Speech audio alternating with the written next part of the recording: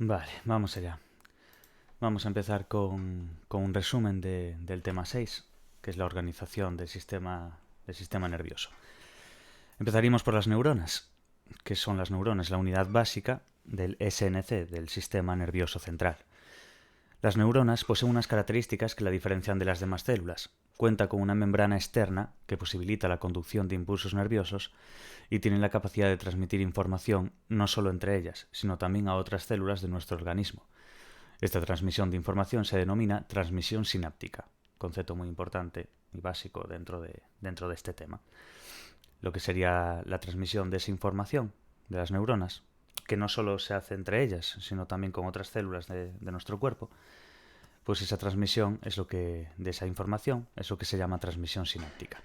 Importante son neuronas, la unidad básica del sistema nervioso central, y la transmisión sináptica, que es la transmisión de información entre ellas y entre otras células de nuestro organismo.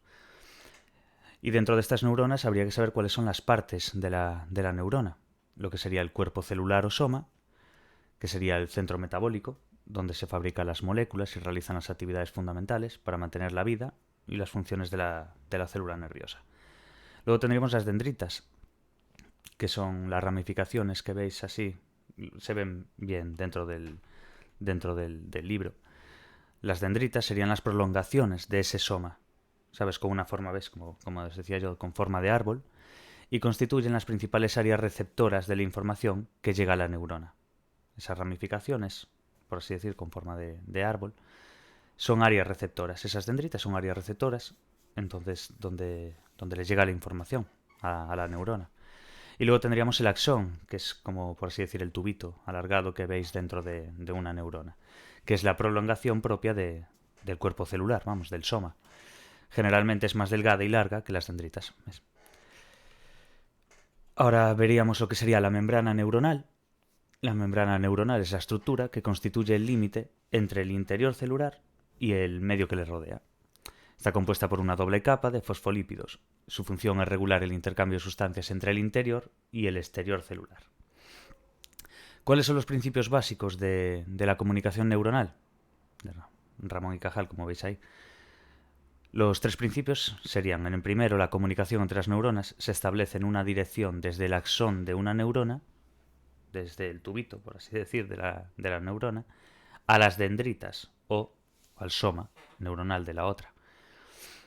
En el segundo principio básico, puesto por Ramón y Cajal, de la comunicación neuronal, sería que no hay continuidad citoplasmática entre las neuronas, ya que incluso en el lugar donde se establece la comunicación existe una separación, que es lo que llamamos hendidura sináptica. Esta comunicación no es indiscriminada ni azarosa, sino altamente organizada, de forma que cada célula se comunica con células concretas en puntos especializados de contacto sináptico. Luego tendríamos dentro de las neuronas su clasificación, vamos, la morfología de cada neurona. Entonces hay neuronas de distintos tipos, por así decir. Entonces la clasificación de esas neuronas, según su morfología, sería multipolar, por ejemplo, pues son las más comunes y extendidas, y están formadas por el axón y varias ramificaciones dendríticas. Lo que os decía antes, no os lo quería enseñar en imagen porque sabía que venía ahora esta. Esto de aquí serían las dendritas, como bien podéis, después el soma, esto sería el axón y lo mismo. Y, por ejemplo, este es un tipo de neurona de las más comunes, que es la multipolar. Entonces, la más numerosa de los vertebrados, tacto y movimiento. Esto sería un ejemplo de una neurona multipolar. Después, dependiendo de la longitud del axón, de este tubito que veis aquí, las tendremos multipolares de axón largo y de axón corto. Simplemente las de axón largo pues es el tipo 1, por así decir, y el de axón corto es el tipo 2. Pero bueno, multipolares, dentro de las multipolares, dependiendo de la longitud de su axón, puede ser de axón largo o de axón corto. Axón largo, Golgi tipo 1, bueno, Golgi ya lo veríais al principio con el tema del nitrato, plata y todas estas cosas. Pero bueno, esos son temas de historia. Células de la corteza cerebral y células de Purkinje, que es lo que nos aparece aquí. Y multipolares de axón corto, que son las simplemente que tiene el axón más corto y el otro lo tiene más largo. Simplemente saber esas diferenciaciones y dónde se dan más las de axones largos y demás, que son las células de la corteza cerebral y las células de Purkinje. Dentro de la clasificación seguimos, vimos que había multipolares y dentro de multipolares axón largo y axón corto. ¿Qué más hay aparte de multipolar? En morfología es esto, ¿eh? Clasificación de una neurona según la forma, vamos a morfología. Multipolares. Luego las hay bipolares, dos. Posee dos prolongaciones, axón y dendrita. Esta es una bipolar, por ejemplo, que veis aquí. Sería, por ejemplo, de vista, olfato y sentido del equilibrio. ¿Veis aquí cómo tiene dos prolongaciones? Tiene este axón aquí y este axón aquí. A diferencia que en el anterior solamente teníamos un axón, de ahí que fuera el multipolar ahí. Pero aquí es bipolar porque tiene dos axones. Bueno, se entiende bien. Poseen dos prolongaciones, axón y una dendrita, en este caso, que emergen de lugares opuestos del cuerpo celular, de aquí y de aquí. Se encuentra principalmente en los sistemas sensoriales. Importante. Células bipolares de la retina, por ejemplo, como habíamos visto aquí, vista, olfato, sentido del equilibrio, es donde están. Entonces se encuentran principalmente en los sistemas sensoriales. Esos datos es bueno saberlos. Bipolares, dos prolongaciones que emergen de lugares opuestos del soma o cuerpo celular, de esto de aquí. Entonces se encuentran principalmente en sistema sensorial. Por ejemplo, pues en las células bipolares de la retina.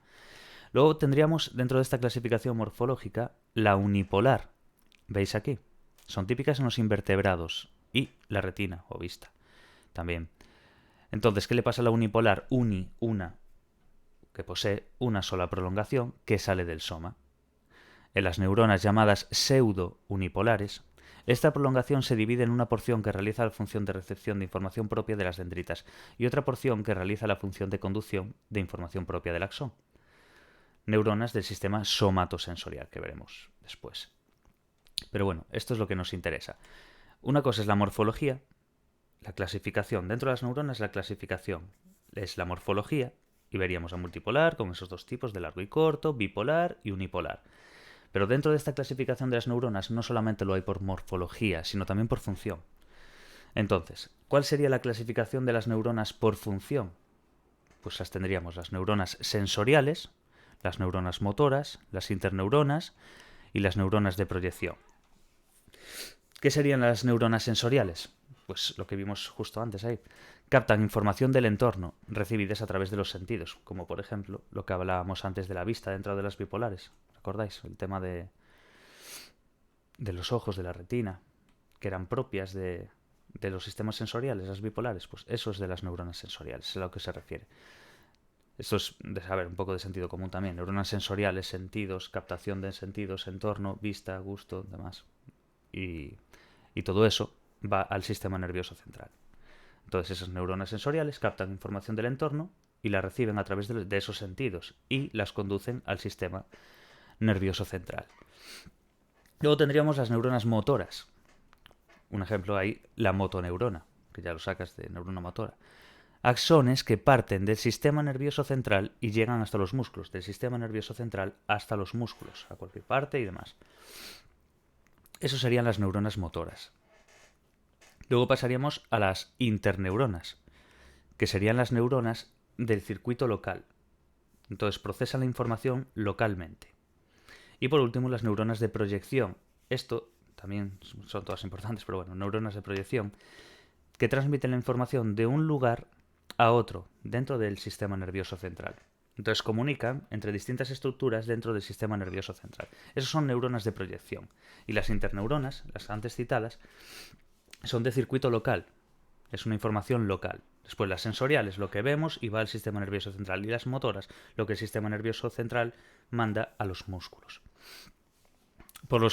Se deduce bien dentro de la definición de la propia palabra, ya lo vas sacando. De la misma forma que sacas que bipolar es 2, unipolar es 1, bi2, uni1, multi, lo vas sacando. Simplemente tienes que tener en cuenta un poco pues, esos detalles que conduce al sistema nervioso central, en que nos apoyamos y demás.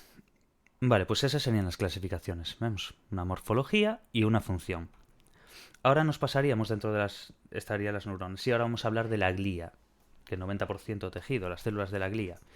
En el sistema nervioso existen un conjunto de células que cumplen funciones generales de nutrición y sostenimiento de las células de la glía o neuroglía. Lo vamos a ver ahora, astrocitos, microglía, oligodendrocitos, pero bueno, vamos a ir poco a poco. Se tratan básicamente de eso. Tienen las funciones reparadoras, de nutrición, de sostenimiento y demás. Empezamos por los astrocitos. Los astrocitos, sistema nervioso central. Astrocito viene de astro. Astro es estrella. Entonces tienen forma de estrella. Ya por eso simplemente, si por cualquier casual veis algún dibujo o cualquier historia, vais a ver que tienen forma de estrella. Entonces una de las formas para diferenciarla, y no solamente por la propia palabra. Forma de estrellas más abundantes en este caso. Bueno, proporcionan soporte estructural. Entonces se fijan a las neuronas y dan consistencia al encéfalo. Eso es una de las características que tienen los astrocitos, que proporcionan soporte estructural. Luego, regulan la transmisión sináptica. ¿Qué significa esto? Que mantienen alrededor de las neuronas las condiciones óptimas para que eso funcione como es debido, como esa transmisión sináptica. Lo que dimos antes de la información que se transmitía y demás es la transmisión sináptica. Responden de manera activa a la actividad neuronal y existe comunicación entre neuronas y astrocitos. Vamos, que regula la transmisión sináptica. También, otro punto, intervienen en la reparación y regeneración del tejido nervioso, como citamos anteriormente, justo en la anterior diapositiva, que una de las funciones generales era la nutrición, sostenimiento y demás. Pues tienen la reparación, intervienen en la reparación y regeneración del tejido nervioso. Se encargan de limpiar cuando muere una neurona y ocupan su espacio. En el siguiente punto, recubren vasos sanguíneos cerebrales y participan en el mantenimiento de la barrera hematoencefálica, que vamos a ver después de lo que se trata la barrera hematoencefálica y cuál es su función. Ya la propia palabra de barrera ya se intuye de qué va a ir un poquillo la cosa. Y suministran nutrientes a las neuronas, lo que decíamos antes, nutrir. Otra de las características que tendrían el tema de la glía y demás, pues los astrocitos hacen esto, suministran nutrientes a las neuronas. Los distribuyen nutrientes, oxígeno, vitaminas, hormonas, desde el sistema circulatorio hasta las neuronas y eliminan sus productos de desecho. Su función es, básicamente los astrocitos hay que entender que tienen un soporte, después que ayudan, regulan y mantienen la transmisión sináptica, reparan y regeneran el tejido nervioso para que funcione todo correctamente. Básicamente es de lo que se trata, un mantenimiento, una fijación y demás. Mantiene la barrera hematoencefálica, muy importante, ya veremos por qué. Y suministran nutrientes a las neuronas, lógicamente, a la par, que les da oxígeno, vitaminas, hormonas, y eliminan los desechos que vengan adecuados. Esos serían los astrocitos, recordamos. Glía, astrocitos, microglía, oligodendrocitos, vamos a ir viéndolos todos. Astrocitos ya están dados. Ahora nos iríamos a los oligodendrocitos, microglía y células de Schwann. Vamos a ver todas estas partes. Oligodendrocitos son unas pequeñas células gliales que emiten prolongaciones que se enrollan alrededor de los axones. Axones, acordamos perfectamente. Formando una densa capa de membrana que los envuelve denominada mielina. Esa mielina que va a servir después para la conducción y demás. Como ya sabréis, imagino. Y serían los módulos de Rambier o nódulos de Rambier, como se les quiera llamar. Esto que vamos a ver justo entre estas partes. Estos huequitos. Que simplemente es la mielina, pero bueno. Lo que hace básicamente es un enrollamiento. Se enrolla a través del axón y forma eso. Entonces forma esa capa en la membrana que después se envuelve, que es lo que se llama la mielina, que sirve después, en el siguiente tema se verá, para el proceso de la conducción y demás. Eso serían los oligodendrocitos. ¿Qué es lo que son? Pues pequeñas células gliales y emiten esas prolongaciones que se enrollan alrededor de los axones y forman esa capa de membrana que es lo que se llama la mielina. Y, entre paréntesis, importante, los módulos o nódulos, o como se quiera llamar, de Rambier. Luego tendríamos la microglía. Entonces, tendríamos los astrocitos, oligodendrocitos, microglía y células de Schwann. Pero bueno, una cosa es el sistema nervioso central, que son los astrocitos, oligodendrocitos, y microglía. Eso es el sistema nervioso central, porque las células de Schwann es del sistema nervioso periférico. Pero bueno, para que se entienda, porque estamos hablando de la glía, entonces nos interesa esto. Una vez dados los oligodendrocitos, tendríamos la microglía del sistema nervioso central también, como repasamos, astrocito, oligodendrocito y microglía. Microglía defiende al sistema nervioso en caso de infección o golpe. Es de lo que se trata, de reparar. normalmente forma el 10% de las células gliales. Vimos antes como el 90% de los astrocitos y demás, pues esto es bastante menos. Normalmente forman el 10% de las células gliales, pero si hay una lesión o inflamación se reactivan y migran a la zona del daño para fagocitar los restos celulares, los fagotes de la parte de como comerlos, por así decirlos, para fagotizar restos celulares, neuronas dañadas y demás. Entonces, muy importante, es un 10% total, pero si hay una lesión o una inflamación, se reactivan y migran a la zona del daño para fagocitar. Es muy interesante, la verdad, este tipo de cosas. Células de Schwann, sistema nervioso periférico, atendemos a esa diferencia. Astrocito, oligodendrocito y microglía es del sistema nervioso central. Las células de Schwann es del sistema nervioso periférico. Tío, por si acaso, para que no se entienda que está todo junto desde el aspecto morfológico y de ciertas funcionalidades, pero no es exactamente así. Entonces, células de Schwann. En el sistema nervioso periférico realizan las mismas funciones que las distintas células gliales en el sistema nervioso central. Forman la mielina alrededor de los axones del sistema nervioso periférico. Eso es lo que hay que saber, esa diferencia. La mielina tiene la función de facilitar el proceso de conducción de impulsos nerviosos. Lo que os dije antes, que también se dará después en siguientes temas, pero bueno, es importante ya saber algunas cosillas. Pues de eso se trata básicamente. Eso sería las partes dentro de la glía, astrocitos, oligodendrocitos, microglía, sistema nervioso central, esas tres. Y las células de Schwann, sistema nervioso periférico, cumpliendo las mismas funciones que las células gliales del sistema nervioso central, pero importante saber que es el periférico. Perfecto. Vale, ves, aquí en este esquema propio del libro también, pero bueno, que aquí nos viene bien tenerlo, las divisiones del sistema nervioso central y periférico, del que estábamos hablando ahora de las células de Schwann. No, es ganglios y nervios que comunican el sistema nervioso central con el resto del organismo. Sistema nervioso periférico. Importante. Importante. Vale, pues ahora nos vamos a una parte muy importante también, que sirve sobre todo si te ponen dibujos y demás, que son los ejes de referencia. En el libro se ven perfectamente, pero estas son imágenes del libro para que también nos sirva. ¿Veis esta rostro caudal, esta línea? Que sería así. Esta de aquí, un ejemplo.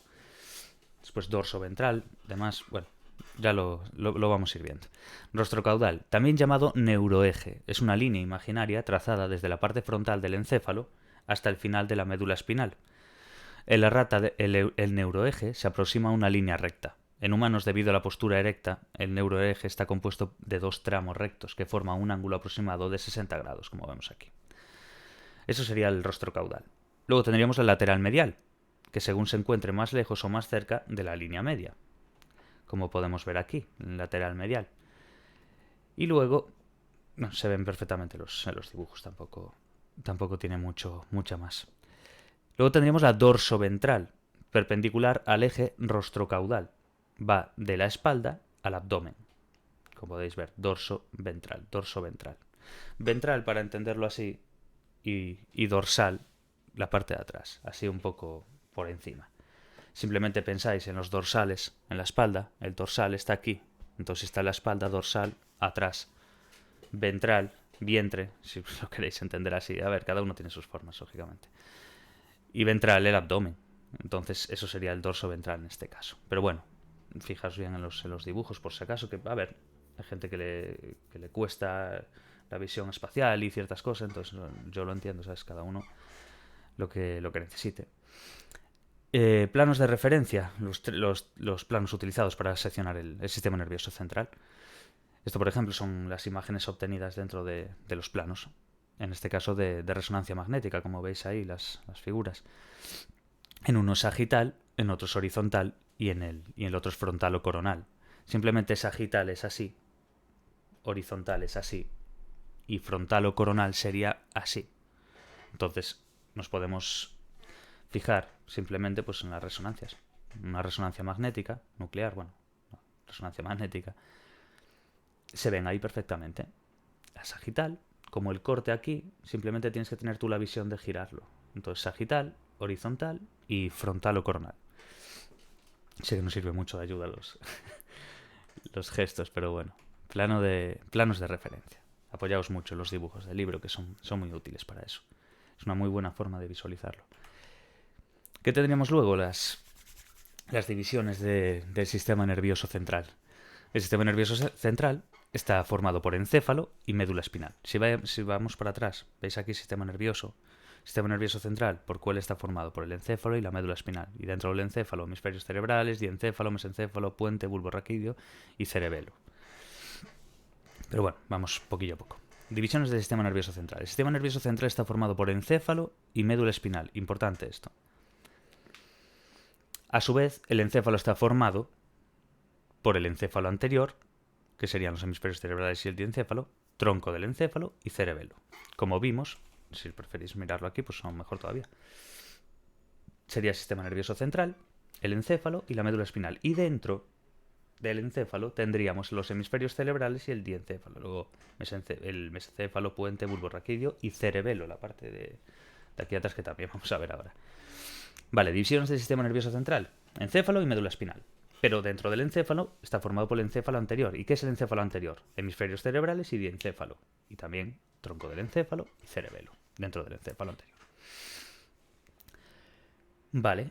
Hemisferios cerebrales.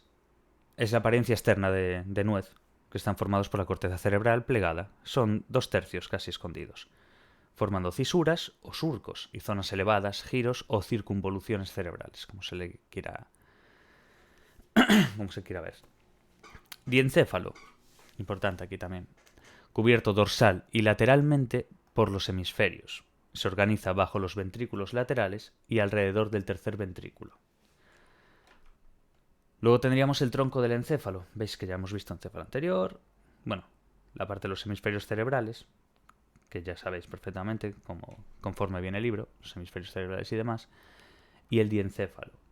El diencéfalo, ¿qué le pasaría al diencéfalo? Pues que estaba cubierto dorsal y lateralmente por los hemisferios y se organiza bajo los ventrículos laterales y alrededor del tercer ventrículo. Pero bueno, ahora, después de eso, viene el tronco del encéfalo y después el cerebelo. Así que vamos a ver el tronco del encéfalo, que sería esto que veis aquí. Este apartado, ves, hay dos, hay A y B. Esto sería la parte ventral del tronco. Y esto sería la parte dorsal del tronco del encéfalo. Vamos, la parte de delante y la parte de detrás. Pero bueno, hay que ser más técnicos y utilizar este tipo de lenguaje que es así. Realmente depende de la posición todo. Pero bueno, superficie ventral del tronco del encéfalo y superficie dorsal del tronco del encéfalo. Todo esto tras retirar el cerebelo para poder verlo, porque después veis que el cerebelo está aquí y es una de las partes que tapa. Entonces, vamos a ir viendo cómo va la cosa. Esto simplemente es entenderlo, saberlo y algunas cosas requiere cierta chapatoria. Me refiero, tú tienes que saberte, la gente que utilice ciertas reglas mnemotécnicas que les sean útiles para acordarse de ciertos números de ventrículos o para los nervios craneales o para todo. Vemos aquí la diferencia, como podéis ver, del diencéfalo, mesencéfalo, puente y bulbo raquídeo. Y hay que ir sabiéndose cada parte. Simplemente es aplicar un poquito también la lógica y se puede aprender perfectamente. Hay veces que te pueden preguntar esto desde un punto, simplemente con una leve descripción para saber dónde está la pirámide o la liba o el surco lateral, o directamente te ponen un dibujo donde dice, a ver, el 1, 2, 3 y 4 se corresponden con este dibujo que os mostramos aquí. Ese 1, 2, 3, 4 puede ser la glándula pineal, el colículo superior y dónde está el cuarto ventrículo. Entonces es importante que lo miremos un poquillo y que se sepa bien. Vemos aquí, por ejemplo, en la superficie ventral, en la parte ventral, no la dorsal, ventral, la parte delante. Vemos las pirámides que vemos aquí, la oliva, la decusación piramidal propia parte de la pirámide, entonces ahí ya podéis saber las dos bien, un surco lateral porque está en este lateral y el medio que está en medio. Simplemente tenéis que saber que eso es un surco, que eso es una decusación, que la pirámide es esto y la oliva está ahí. Después, yo lo estudiaba así, vamos, y después la parte de detrás lo vas viendo aquí. Vas viendo lo que es cada parte dentro de esos surcos, cuál es el medial y el lateral, el fascículo cuneado y demás. Y después tienes que ir mirando las bolitas de arriba, por así decir. Yo la de en medio, pues la glándula pineal. el de la izquierda, por así decir, yo lo visualizo, yo lo hago de esta forma, pero bueno, pues esa otra bolita, por así decir, al lado de la glándula pineal es el colículo. ¿Y qué diferencia hay dentro de los colículos? Pues el superior y el inferior. ¿En qué? En el que el superior está arriba y el inferior está abajo. Y nada más. Se trata un poco de ir viendo eso. Tronco del encéfalo, dependiendo de los cortes, donde estén y demás. Eso sería el tronco del encéfalo. Luego tendríamos el cerebelo, lo que os decía antes. Tronco del encéfalo y cerebelo. Cerebelo representa aproximadamente el 10% del volumen total del encéfalo, por lo que es la división que sigue en tamaño a los hemisferios cerebrales. Y lo mismo que estos, consta de dos hemisferios unidos en su parte central. Los hemisferios cerebrales, la división entre el hemisferio derecho e izquierdo, pues hace una pequeña referencia a eso. Dice que es lo mismo que en eso, porque consta también de dos hemisferios que están unidos en su parte central. Eso sería el cerebelo. Como un cerebro pequeñito, vamos, para así entender. Y se localiza en la parte posterior del encéfalo, parcialmente cubierto por los hemisferios cerebrales y envolviendo la cara dorsal del tronco del encéfalo. Esta cara de aquí. Esta cara dorsal está precisamente tapada o parcialmente cubierta por el cerebelo. Entonces, al aislar el cerebelo, se puede observar los pedúnculos cerebelosos, superior, medio e inferior, que lo unen al tronco del encéfalo y lo conectan con el resto del encéfalo y la médula espinal. Vemos aquí los pedúnculos y demás. Cisuras. Simplemente hay que saber un poquito ciertos nombres, pero bueno, tenemos que saber en qué posición está, porque está tapando el tronco del encéfalo, como podemos apreciar aquí en el B. ¿Veis que está tapando esta parte del tronco del encéfalo? Lo que sería esta zona de aquí, que es la superficie dorsal. Pues es de lo que se trata. Tenemos que saber un 10% de volumen total del encéfalo y demás, y que es como el encéfalo en sí, como el cerebro en sí, pero en una parte diminuta. Me refiero desde el punto de vista morfológico, en temas de tamaño de hemisferio cerebral. El hemisferio cerebral es lo mismo que estos y tiene dos hemisferios que están unidos por una parte central. Pues eso, básicamente. ¿Veis? Vemos aquí el cerebro, los hemisferios cerebrales, derecho e izquierdo, y la parte del cerebelo que está aquí, justo aquí.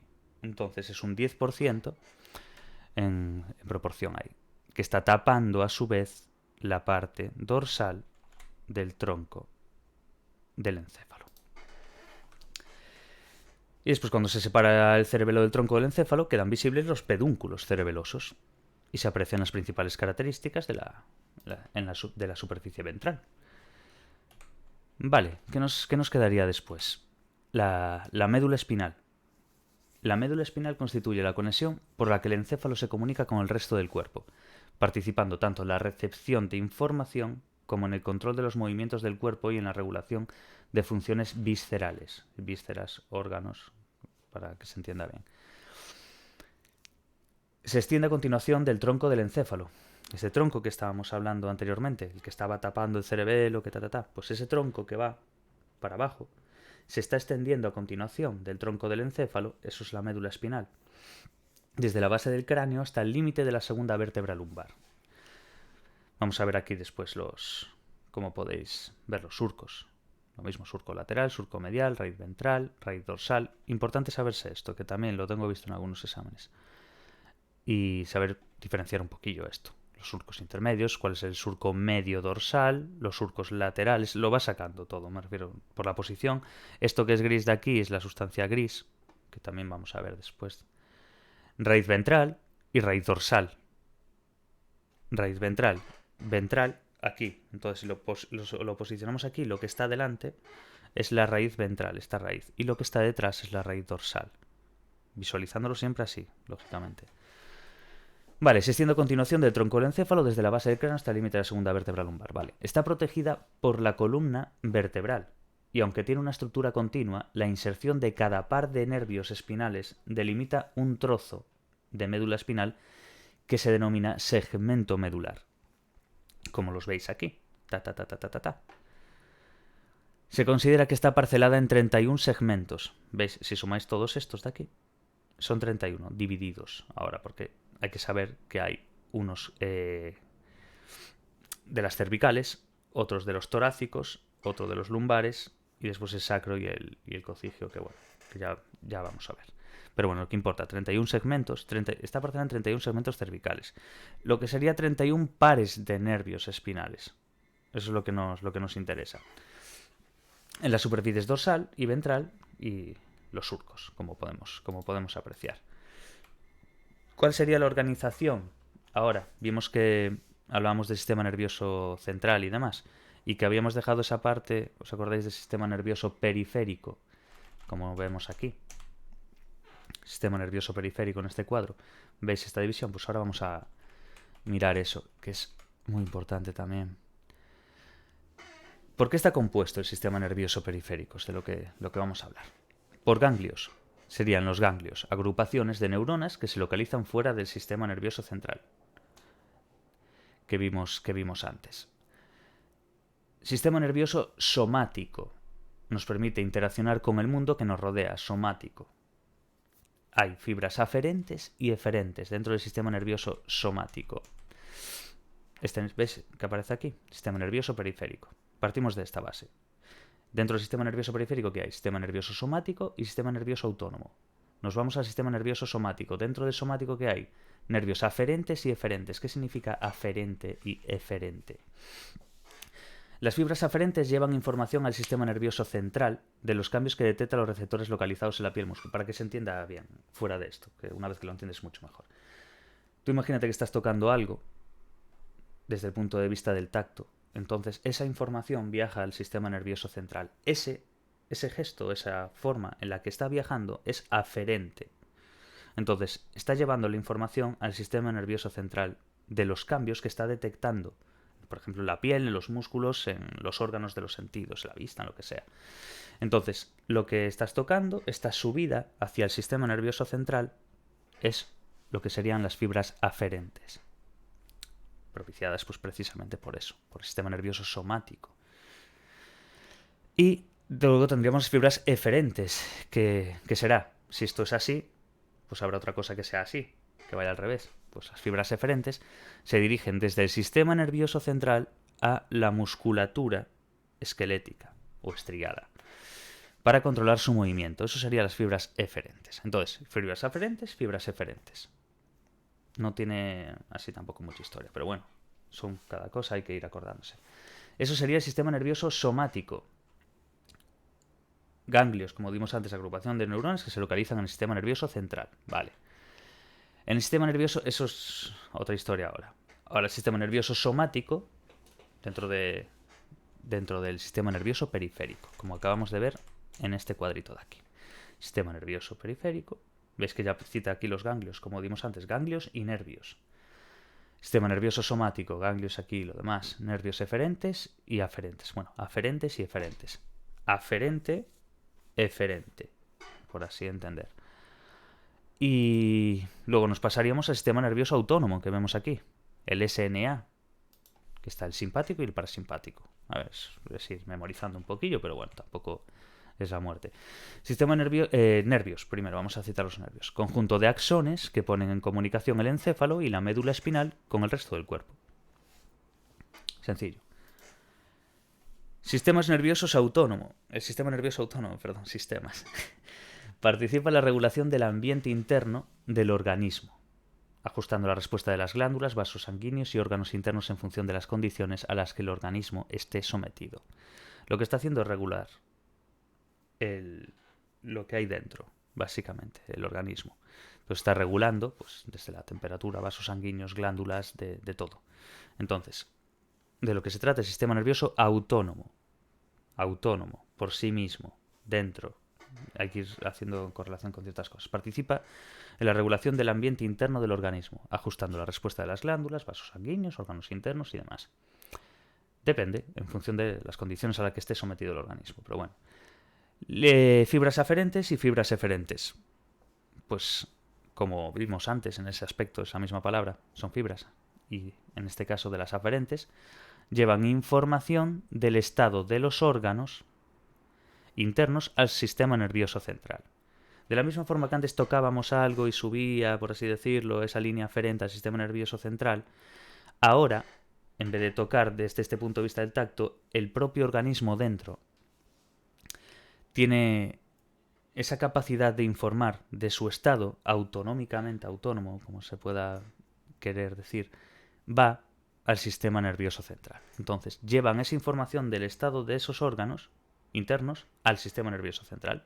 Y las fibras eferentes pues ejercen control de la musculatura lisa, del músculo cardíaco y de diferentes glándulas para regular funciones fundamentales. ¿Se entiende? Yo creo que se entiende bien, explicado un poquillo así.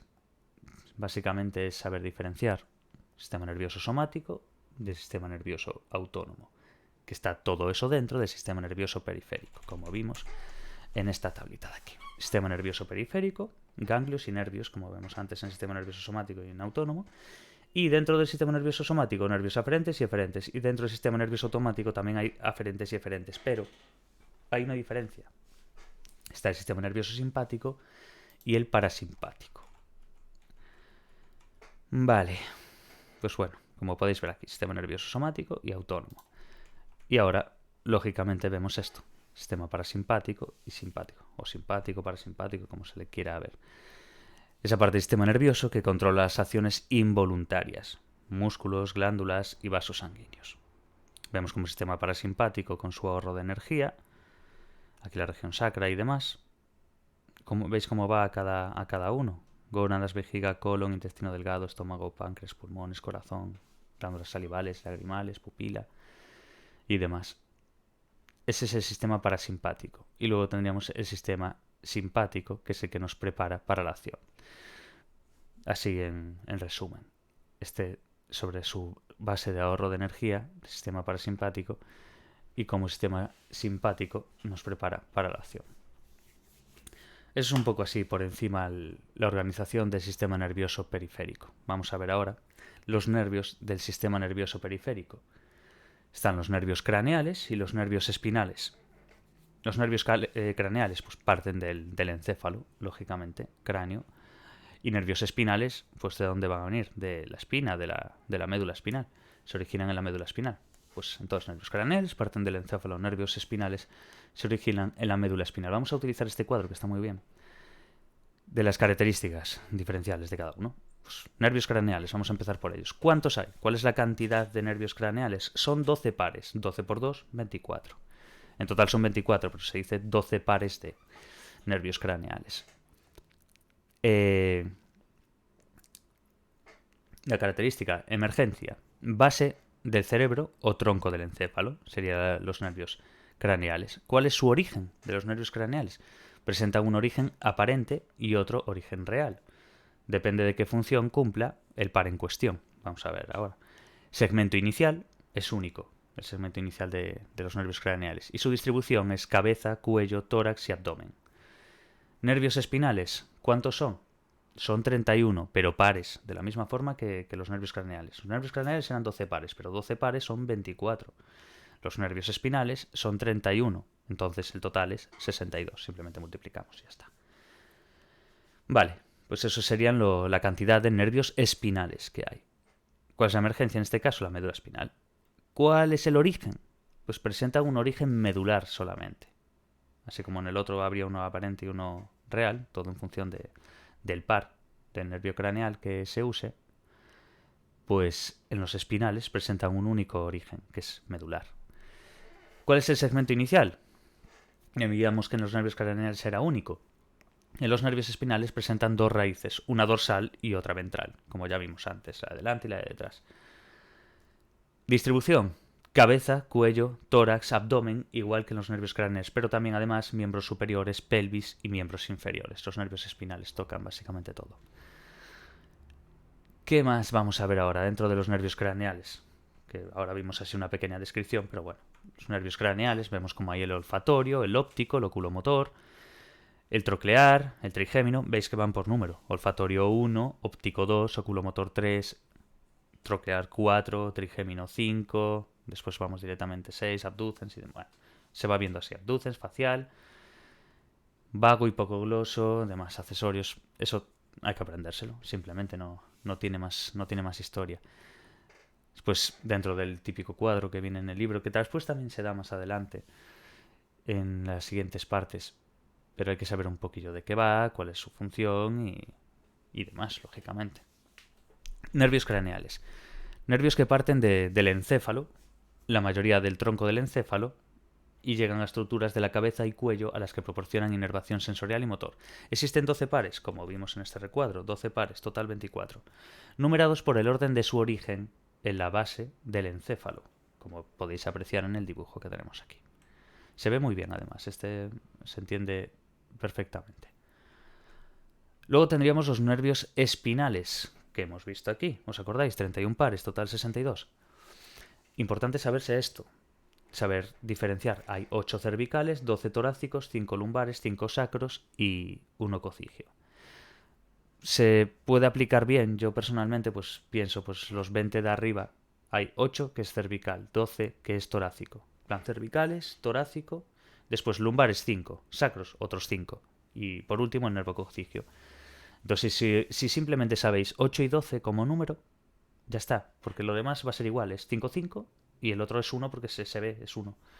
Entonces sumas eso y son 31 pares de nervios espinales que salen de la médula ordenados en nervios cervicales 8, nervios torácicos 12, lumbares 5, sacros 5 y cocigio 1. Vale, acordamos raíz dorsal y raíz ventral. Raíz ventral anterior, raíz dorsal posterior, anterior, posterior. Para así entendernos bien. Ventral, dorsal. Anterior, posterior. Hay que saberse bien estas terminologías porque en el examen no te pregunta que está delante o detrás. No, no es así. Entonces, raíz dorsal, posterior. Fibras aferentes somáticas y fibras aferentes viscerales. Importante saberse esto, ¿eh? Dorsal, parte de atrás. Posterior o dorsal, como le queráis llamar. Fibras aferentes. ¿Os acordamos? Aferentes, eferentes. Aferente, eferente. Fibras aferentes somáticas y fibras aferentes viscerales. Visceral, órgano. Ganglio de la raíz dorsal, que es donde están situados los cuerpos celulares de las neuronas. Ese es el ganglio de la raíz dorsal. Y la raíz ventral, lo que es lo anterior. Esto. Ventral. Formado por fibras eferentes somáticas y fibras eferentes viscerales. Entonces, ¿cuál es la diferencia que veis ahí? Fibras aferentes somáticas. Aquí, formado por fibras eferentes somáticas. Eso es lo que hay que darse cuenta. La parte de delante, la raíz ventral, lo anterior, esto de aquí, por así decir, en este caso en la columna, para que se entienda, los nervios espinales. La raíz ventral está formado por lo eferente somático, y lo de atrás está formado por lo aferente somático. Y en las vísceras, en lo orgánico, los órganos, vitales, fibras aferentes viscerales. Y en las otras son fibras eferentes viscerales. Con que os sepáis una, simplemente le dais la vuelta a lo otro y ya está. Si tú te sabes las raíces ventrales, lo anterior, son fibras eferentes somáticas y fibras eferentes viscerales. Son dos eferentes, pero el eferente es en somático y el eferente es en visceral. Pues lo otro es al revés. Aferente somático, aferente visceral. Entonces, si sabemos eso, pues ya está. Ya lo podemos hacer perfecto. Nervios espinales. Son nervios mixtos. Los hay sensoriales y motores. Una lesión que afecta a los nervios espinales afectará a los dos, mientras que si afecta a las raíces, afectará respectivamente a uno u otro. ¿Veis esa diferencia? Los accidentes de tráfico y demás, suele ser uno de los problemas. Nervios espinales, nervios mixtos. Entonces los hay sensoriales y motores. Eso es lo que son los nervios mixtos. Una lesión que afecte a los nervios espinales, a estos que estamos dando ahora, afectará a los dos. Mientras que si afecta a la raíz, que es de lo que estamos mirando aquí, una cosa es el nervio, otra es aquí la raíz. Afecta a la raíz, afectará respectivamente a uno u a otro. Vale. Serían los nervios espinales que hemos visto. Nervios craneales, nervios espinales. Una vez acabado esto, nos metemos en las meninges. ¿Qué son las meninges? Son unas láminas que tiene, bueno, que vamos a ver aquí en el cráneo. Se ve perfectamente además. Y veis aquí, dura madre, aracnoide, pía madre.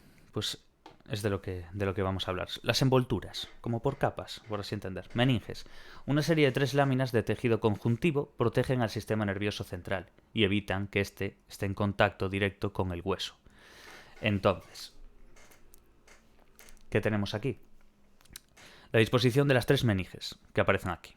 En la figura A, vamos, en la cara del paisano este. Se muestran con mayor detalle después en la figura B, donde pueden verse ya los espacios entre las láminas y entre la pía madre y los vasos sanguíneos, lo que después sería lo que vamos a ver ahí, el espacio subaracnoideo y demás. Vale. Importante, esto sí que esto es que lo preguntan siempre, de hecho. Yo no sé si habrá algún examen donde no pregunte las meninges, no sé por qué, pero bueno, es muy importante todo, pero claro, hay algunas cosas que se recalca muchísimo. Fácil, para mí, entender el orden. Yo lo hago así, dura madre, lo más duro que hay.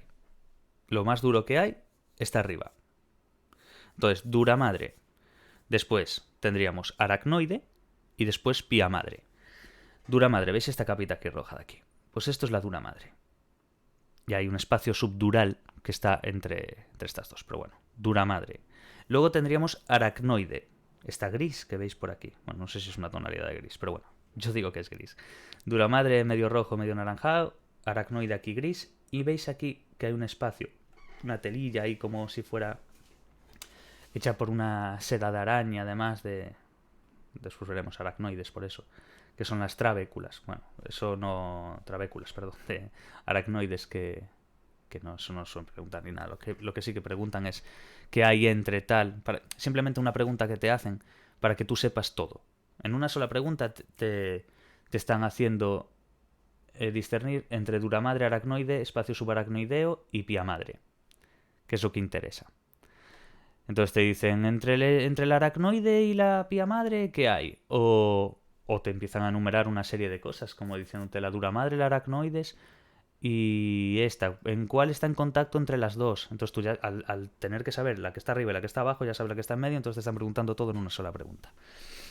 Entonces, dura madre, aracnoide y pía madre, esto amarillito que veis. Pero ¿qué pasa? ¿Qué hay entre la pía madre y la aracnoide? Pues el espacio subaracnoideo. Aracnoide, subaracnoideo. Sub por debajo de espacio subaracnoideo. Una de las formas para saberlo. A ver, tampoco es que sea impresionantemente difícil, pero bueno, son conceptos que hay que saberse y demás. Pero sí, hay cosas que tienen cierta dificultad y esta materia no es especialmente fácil. Lo que pasa que es bonita de estudiar. Aquí le gusta la biología, claro, y eso. Pero se entiende bien, se entiende bien. Si le das, requiere bastante tiempo, pero tienes que visualizar, tienes que ver esas imágenes y tienes que ir diciendo, vale. Y después, sobre todo, lo que yo creo que más sirve, sobre todo en temas de 6, 7 en adelante, que es más anatómico todo, es la utilización de mnemotecnias y de visualizar y de comparar y de utilizar metáforas en tu cabeza y de hacer lo que sea. Y así se te queda. Entonces, dura madre, aracnoide y pía madre. Dura madre lo más duro. Y a partir de dura madre ya vas para abajo. Y ya lo deduces. Dura madre, aracnoide, pía madre. ¿Y qué hay entre la pía madre y la aracnoide? Pues el espacio subaracnoideo. Tienes que mirar aquí, que está la arteria, y espacio perivascular, y bueno, esto es el encéfalo ya. Importante, en resumen, todo esto, recordarlo, a ver, fuera de que sea un resumen bastante extenso, que está bastante bien, hay que leerse el libro entero. Y después, a raíz de leerse el libro entero, esto sirve como repaso y a ver, sí, son resúmenes amplios. No es un resumen de, mira, estos son las meninges y esto es el sistema nervioso central y esto tal. No, vamos dando cada cosa. Pero bueno, no puedes aprobar perfectamente, a lo mejor con los esquemas. Pero bueno, mejor mirarse bien todo. Y después utilizar esto como repaso. Cuando tengas la base y el conocimiento, utilizas esto. Yo creo, vamos. Bueno, cada uno que utilice lo que le salga de ahí, pero bueno. Dura madre, aracnoide y pía madre. Entre el aracnoide y la pía madre, espacio subaracnoideo. Vemos aquí las trabéculas aracnoides, estos hilillos, estos como se le quiera llamar. Esto rojo que veis aquí, este tubito, esto es una arteria. Y después estaría el espacio perivascular, que vemos aquí, y aquí el encéfalo. Vale, pues he hecho las meninges, como vemos aquí. Vamos a entrar a una cosa del sistema ventricular y la producción de líquido cefalorraquídeo, lo importante que es esto para el organismo, no solamente para el estudio, sino en tema biológico. El sistema y anatómico. El sistema nervioso central se encuentra protegido contra los traumatismos por una envoltura de fluido acuoso llamado líquido cefalorraquídeo, LCR, que rodea la superficie del sistema nervioso central y se comunica con unas cavidades existentes en el interior del encéfalo y con el conducto central de la médula espinal. Estas cavidades son los ventrículos, y hay un total de 4. ¿Veis aquí? Los ventrículos laterales, por así decir, 1 y 2, el tercer ventrículo y el cuarto ventrículo. De ahí que diga que hay un total de 4. ¿Veis aquí el acueducto? Básicamente saber esto. Ventrículos laterales, uno y otro. Luego tercer ventrículo y luego cuarto ventrículo. Lo veis aquí, desde esta posición también si preferís. Ventrículo lateral, esta posición, por si no os acordáis. Esto es lo que sería la parte dorsal, como podemos ver aquí.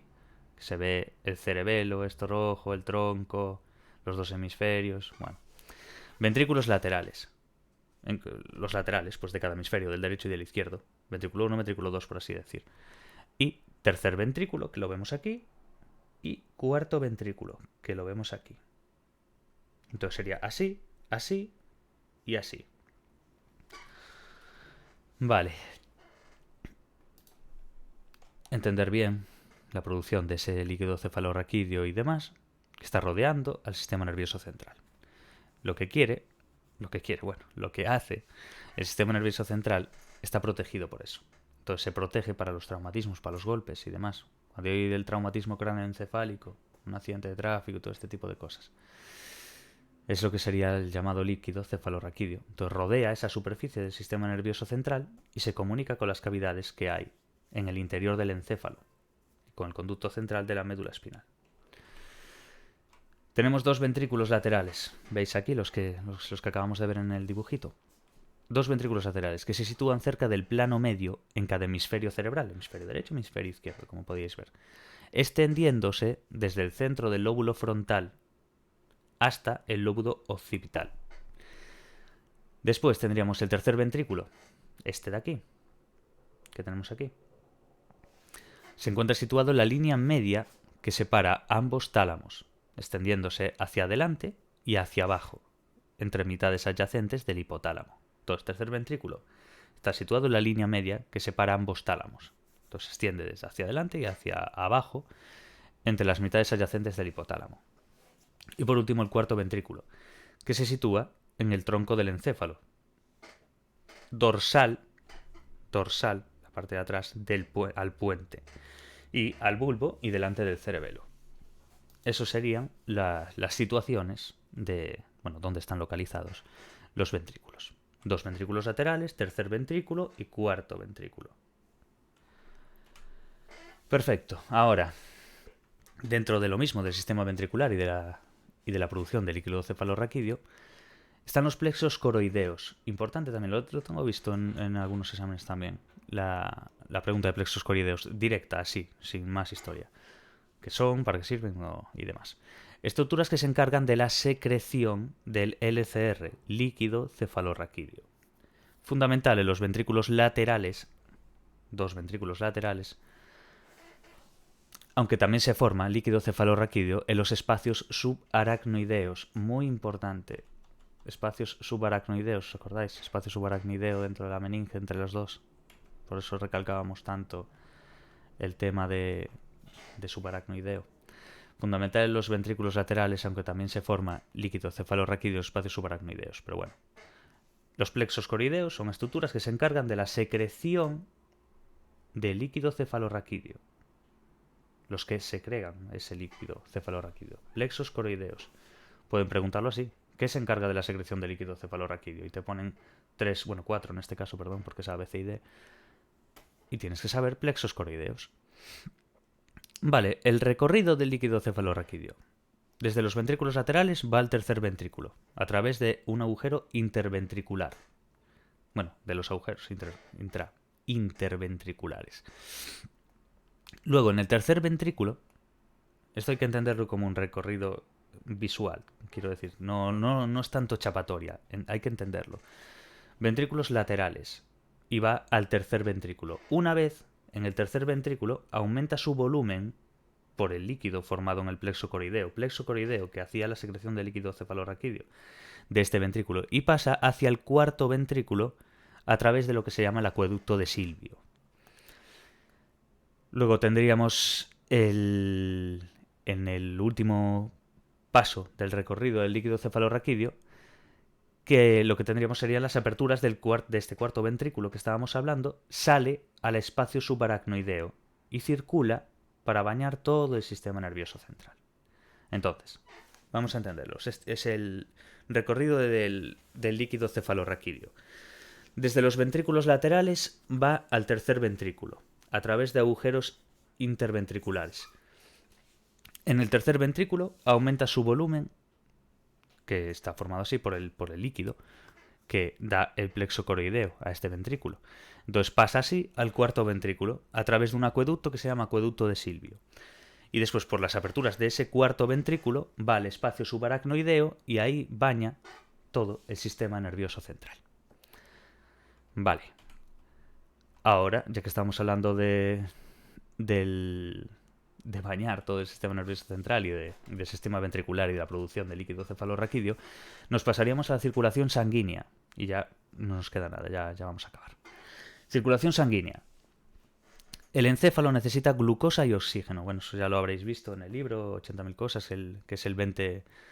que ocupa un 2% solo el encéfalo y que consume un 20% del oxígeno total y que son no sé cuántas kilocalorías, 300 o 400, no me acuerdo.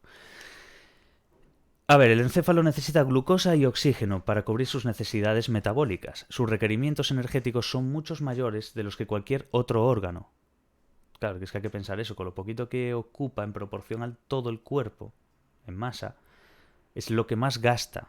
Por algo será también. Este requerimiento especial viene dado por el hecho de que el encéfalo apenas almacena glucosa y oxígeno, y por la ausencia de metabolismo anaeróbico ocupa el 2%, mira, lo pone aquí, 2% de la masa, pero consume el 20% del oxígeno y 400 kilocalorías. Mira, 400, vale. 2% de la masa, pero consume el 20% del oxígeno y 400 kilocalorías. ¿Por qué hay este requerimiento del encéfalo? Apenas almacena glucosa y oxígeno, y además tiene ausencia de metabolismo anaeróbico. Vale, la sangre accede al cerebro por dos vías. En este caso, dos arterias. Es la arteria carótida interna, que es la circulación anterior, y la arteria vertebral, que es la circulación posterior, como podéis apreciar en el dibujo que tenemos aquí. Entonces, la sangre accede al cerebro a través de dos arterias. Una arteria carótida interna y las arterias vertebrales. No es una. Son arterias carótidas internas y arterias vertebrales. Las arterias carótidas internas, la circulación anterior. Arterias vertebrales, circulación posterior. Muy importante esto último, que es lo que nos queda del tema. Sí, es lo último ya. Barrera hematoencefálica. Muy importante. Muy, muy, muy importante. Barrera hematoencefálica. La barrera hematoencefálica es una estructura histológica y funcional que protege al sistema nervioso central. Restringe, ¿cuál es la función de esta barrera?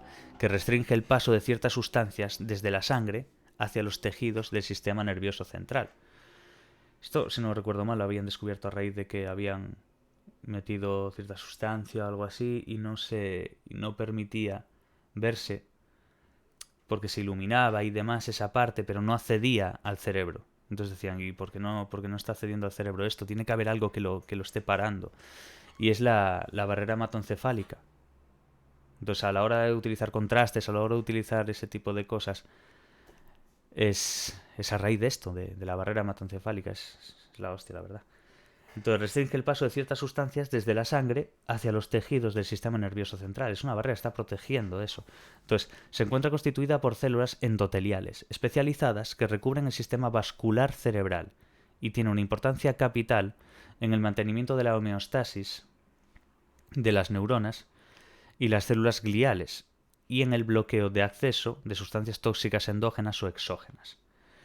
Eso pasa con con las drogas y demás. Vale, pues hasta aquí. Creo que hasta aquí.